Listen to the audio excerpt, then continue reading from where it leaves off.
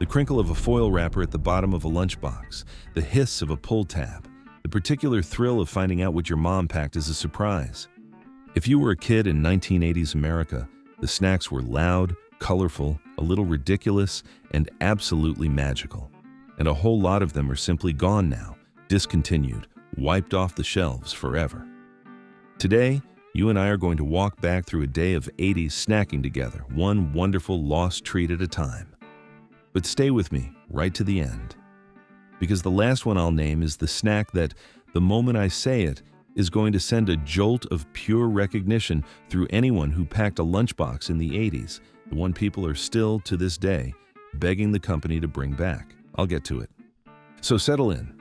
Picture your lunchbox, the metal one or the plastic one with the matching thermos, the cafeteria, the walk home with a quarter in your pocket. Ready? Let's go back. It starts at breakfast, with cereal that was basically dessert. The cereal aisle in the 80s was a riot of color, and the wildest boxes are gone now. Be honest, the cereal was candy, and everybody knew it, and nobody cared. There was a cartoon mascot on every box, a prize buried somewhere in the middle you'd shove your whole arm in to find, and a sugar content that would stop a doctor's heart today.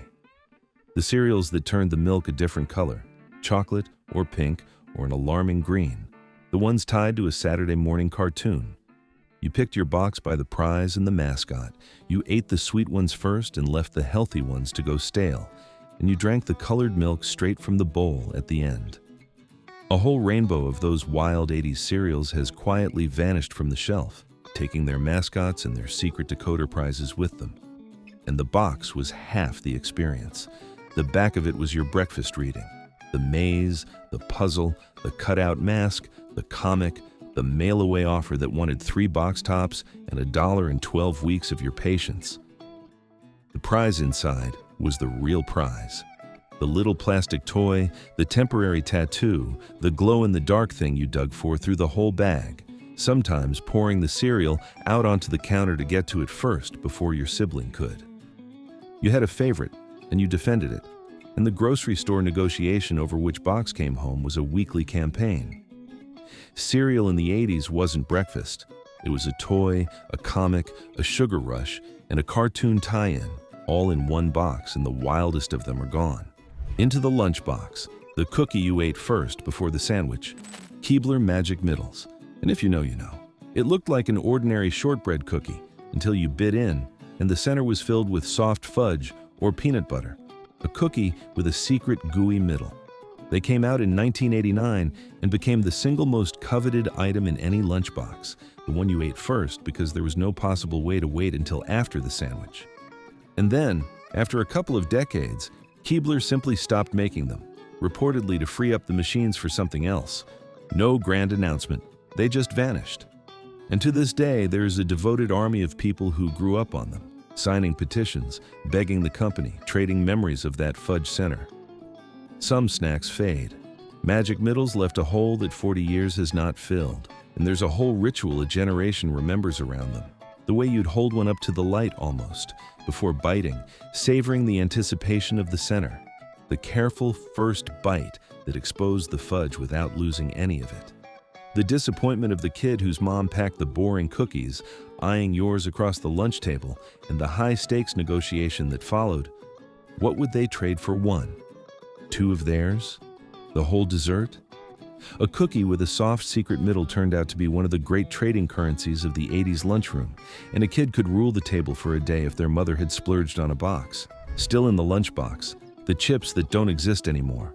The 80s had chips with a texture nothing has matched since. Oh Boise's, the puffy, airy potato chip, ridged and light, that practically dissolved on your tongue. Gone, and the cheese ball. The big cardboard canister of Planters cheese balls. Those perfect, airy spheres of pure orange cheese powder that turned your fingertips a radioactive color you wore like a badge for the rest of the afternoon. The whole joy was the orange dust, licking it off your fingers, finding it on your shirt at dinner. They disappeared for years, came back briefly to a frenzy of nostalgia, and the canister, the dust, the specific airy crunch is something an 80s kid can taste right now just thinking about it. And the chip aisle of the 80s was full of textures and flavors that have come and gone. The chips that were ridged just so for maximum dip. The ones in flavors that sounded exotic at the time. The corn chips you ate by the fistful out of the bag. And the dip that went with them. The soup packet onion dip your mom mixed in a bowl. The cheese dip you microwaved until it bubbled. There was a whole ritual of the bag passed around the den on a Friday night, everyone's hand going in, the crumbs at the bottom tipped straight into your mouth. Some of those specific chips are long discontinued, their wild 80s bags and mascots gone. But the orange dust on the fingers, hand-in-the-bag joy of them is pure, recoverable memory. The drink box and the thermos, the beverages of a lost decade. The juice came in new and exciting forms in the 80s. The drink box you stabbed with a tiny straw and squeezed too hard and shot juice across the table. And the green drink, the one tied to a certain ghost-catching cartoon, a glowing, unnatural green citrus drink in a box that was the absolute king of the lunchroom and made every other juice look boring. It came, and it went, and it came back, and went again. There were sodas, too, in flavors and brands that have vanished. The clear ones, the wild fruit ones, the ones with the slogans you can still sing. The 80s drink was loud, sweet, brightly colored, and frequently tied to a movie, and a whole cooler full of them has been discontinued into memory. And the packaging was half the fun. The drink box with the straw glued to the side that you could never get off the wrapper, then stabbed through the foil hole, then squeezed so the juice fountained up. The squeeze bottle shaped like a barrel or a character. The powdered drink mix you stirred into a pitcher or poured straight onto your tongue on a dare, or the little envelopes of it mixed too strong because more powder meant more flavor. The drink that you froze in its pouch and ate like a slush. 80s beverages were an event, engineered for a kid's hand and a kid's sense of fun, and a whole rainbow of them, with their wild colors and movie tie-ins and ridiculous packaging, has been poured down the drain of history. After school, the snack cakes and the treats waiting at home. You came home, let yourself in, and went straight for the snack cabinet. And what was in there in the 80s is half gone now. The chocolate hand pie with the pudding filling, saved for a special day, that was a little messy and completely worth it. The peanut butter logs rolled in a crunchy coating. Nature Valley peanut butter boppers, introduced in 1985, that were basically dessert pretending to be a granola bar. The snack cakes in the wax wrappers, you ate them in front of the after-school cartoons, the wrapper crinkling, and a whole shelf of those specific treats has been quietly discontinued, surviving now only in the memory of the kids who tore them open. Open the freezer, the frozen treats that melted away for good. The freezer held its own lost wonders. Jell-O pudding pops, frozen pudding on a stick, creamier than a popsicle, in chocolate, vanilla, and the swirl that hit their absolute peak in the 80s and then disappeared, mourned ever since. And the push-up, and the dozens of novelty ice creams from the ice cream truck and the grocery freezer, the character-shaped ones with the gumball eyes that were always slightly, wonderfully wrong.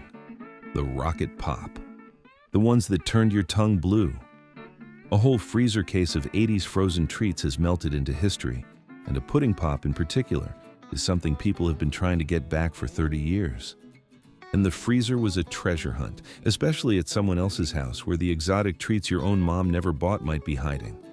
The ice cream sandwiches that you ate around the edges first, the drumsticks with the chocolate hidden in the bottom of the cone, the best last bite in all of frozen food. The twin popsicle you were supposed to snap in half and share, and the sibling fight when it broke uneven. The freezer-burned mystery at the very bottom that had been there since the previous summer. Frozen treats were a whole summer language, and the specific 80s ones, the shapes, the brands, the cartoon tie-ins, have largely melted away. The candy counter, the sweets that vanished from the rack. The candy of the 80s was an experience, and a lot of it is gone. The candy that fizzed and popped in your mouth so loud you could hear it. The powdered candy you poured straight onto your tongue. The wax bottles with the syrup inside. The candy cigarettes that we should probably talk about, that let a kid pretend right along with the smoking grown-ups. Chalky white sticks held just so. The giant gum that came in a wrapper with a comic inside. The candy necklace you wore and ate off your own neck all day. Some of these got banned, some got reformulated into something lesser, and some just quietly left the rack. But the candy aisle of an 80s drugstore was a wonderland that no longer fully exists. And 80s candy was as much about the gimmick as the taste. The candy that came with its own toy dispenser, the one shaped like something it absolutely should not have been.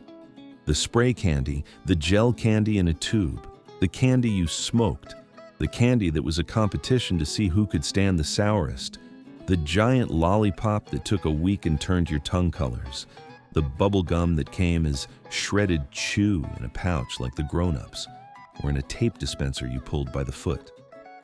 Candy in the 80s wasn't trying to be food at all. It was a toy you could eat, an experience, a dare, a fashion accessory worn around your neck. And that wild, gimmicky, gloriously unserious spirit has mostly drained out of the candy aisle, leaving the classics behind, but retiring a whole carnival of the strange ones. The vending machine in the convenience store, the impulse buys. The quarter in your pocket meant a stop at the convenience store on the way home, and the rack by the register held treasures now gone. The beef jerky in forms that have changed, the sunflower seeds you spat all afternoon, the specific chips in the specific bags with the 80s graphics, the frozen carbonated drink in flavors that have disappeared, the candy bar named after a baseball legend that came and went fast. The convenience store rack turned over its lineup completely over the decades, and a kid standing at that counter in 1985 with a quarter was choosing from a selection that has almost entirely been replaced. The birthday party and the special occasion, the treats that meant celebration. Certain snacks only showed up when something special was happening, and those are some of the most missed of all. The ice cream cake from the specific shop, in the specific shape. The party mix nobody makes anymore. The novelty sodas, the make-your-own snack kits that were more activity than food, that you played with as much as ate. The 80s had a whole category of celebration foods, loud, fun, a little gimmicky, designed to make a kid feel like the day was special, and a lot of them have been discontinued right along with the kind of homemade, all-out kid birthday party they belong to. The health food imposters, the snacks that pretended to be good for you. The 80s invented a whole genre, the snack that called itself healthy and was absolutely not. The fruit snack that was basically gummy candy with a cartoon on the box, the yogurt-covered raisins, the granola bar drenched in chocolate, and the fruit leather, the roll of fruit-flavored sheet you peeled off its plastic and that stuck to your teeth for an hour. Some versions gone, some transformed. Parents felt good buying them. Kids knew exactly what they were. This whole category of brightly packaged fruit and granola, treats that were really just candy in a health costume, defined 80s snacking, and many specific ones have vanished, their cartoon mascots retired forever. And now, the one I promised you at the very start. Here it is. The snack that, the second I name it, sends every 80s kid straight back to the lunchroom. It's the lunchbox itself, and what made it perfect. The all-in-one lunch kit with the crackers, the little disc of cheese, the round slices of meat, and the candy bar and the drink that you assembled into tiny sandwiches yourself, playing with your food in the most gloriously marketed way possible. It turned lunch into a build-it-yourself activity, and every kid wanted one, and trading the components at the lunch table was its own economy. And the lunchbox itself was a whole identity. The metal box with your favorite show or band or movie on it, the matching thermos inside that broke if you dropped it and rattled with broken glass forever after. The way the milk got warm and the sandwich got a little squished by noon. The note your mom sometimes tucked inside. The trading that went on at the table, your fruit for their chips, your boring sandwich angled away in shame, the rich kid with all the good stuff. The whole lunchroom was a marketplace and a social map. And the lunchbox was how you announced who you were before you'd said a word. And here's the truth of all of it. These snacks weren't really about nutrition. Most of them were nutritionally indefensible, and we ate them anyway, and we turned out more or less fine. What they were about was delight. The 80s understood that a snack could be an event, that a cookie could have a secret middle, that a drink could glow green, that a chip could turn your fingers orange, that food could be fun and loud, and a little bit absurd. Somewhere along the way, snacks got serious. They got healthy, and sensible and quiet. And a kid today, with their sensible snack in its sensible package, will never know the specific joy of tearing into something ridiculous and magical and bad for you that some company dreamed up purely to make a kid happy. We didn't just lose the snacks.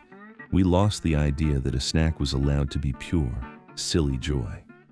And a great many of us would give a lot to taste that joy one more time at the bottom of a lunchbox. So that's our pantry. The lunchbox is empty, the wrappers are in the trash, and the shelf is quiet. Now I want to hear about yours. Which one stopped you cold? The cookie with the fudge middle? The cheese balls that turned your fingers orange? The pudding pop from the freezer? Tell me down in the comments, and tell me the one lost snack we didn't name, because I read every single one, and I'm building the next one from your memories. If this brought even a little of it back, subscribe and come sit with us again. Next time, we're driving out to the place that doesn't exist anymore. The one where you stayed in your car, hung a speaker on your window, and watched a movie under the stars. We'll leave the light on for you.